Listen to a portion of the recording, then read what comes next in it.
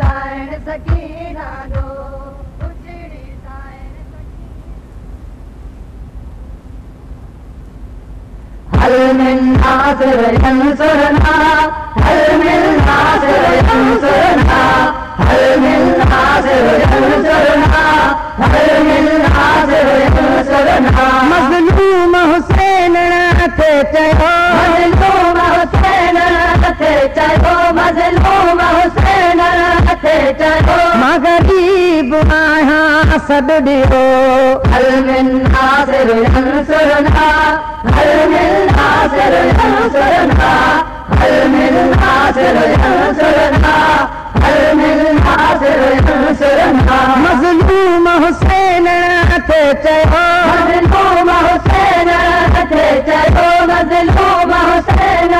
थे चयो मां गरीब आहियां सॾु ॾियो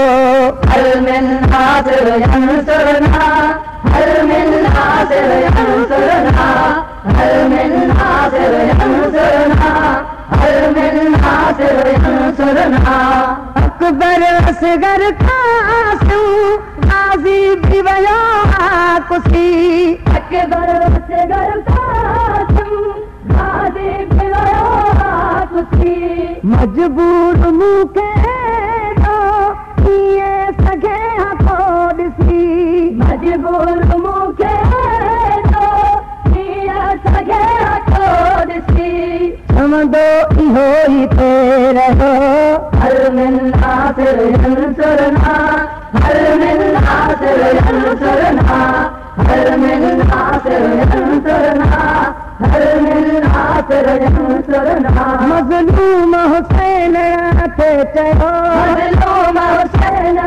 थे चयो मज़लूम हुसैन थे चयो मां गरीब आहियां सॾु ॾियो हल मिन नासिर यंसुरना हल मिन नासिर यंसुरना हल मिन नासिर यंसुरना हल मिन नासिर यंसुरना कुल अंबिया खे घुरी रब खां वञी इजाज़त कुल अंबिया खे घुरी रब खां वञी इजाज़त करबल में कयूं या ख़ुदा शबीर जी हिफ़ाज़त करबल में कयूं या ख़ुदा शबीर जी हिफ़ाज़त अल्लाह भी सब्र कयो हल मिन नासिर यंसुरना हल मिन नासिर यंसुरना हल मिन नासिर यंसुरना हल मिन नासिर यंसुरना मज़लूम हुसैन थे चयो मज़लूम हुसैन थे चयो मज़लूम हुसैन थे चयो मां गरीब आहियां सॾु ॾियो हल मिन नासिर यंसुरना हल मिन नासिर यंसुरना हल मिन नासिर यंसुरना हल मिन नासिर यंसुरना ज़ालिमन मारियो ये मज़लूम ही पियासो ज़ालिमन मारियो ये मज़लूम ही पियासो चवंदी रही फिज़ा बि अहमद जवान वासो चवंदी रही फिज़ा बि अहमद जवान वासो कंहिंखे रहम बि कोन थो हल मिन नासिर यंसुरना हल मिन नासिर यंसुरना हल मिन नासिर यंसुरना हल मिन नासिर यंसुरना मज़लूम हुसैन थे चयो मज़लूम हुसैन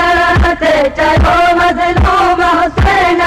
थे चयो मां गरीब आहियां सॾु ॾियो हल मिन नासिर यंसुरना हल मिन नासिर यंसुरना हल मिन नासिर यंसुरना हल मिन नासिर यंसुरना इहो फातिमा ज़हरा जी तासीर जो असर हुयो इहो फातिमा ज़हरा जी तासीर जो असर हुयो नेज़े ते सिर चढ़ा तभी कुरान जो ज़िक्र हुयो नेज़े ते सिर चढ़ा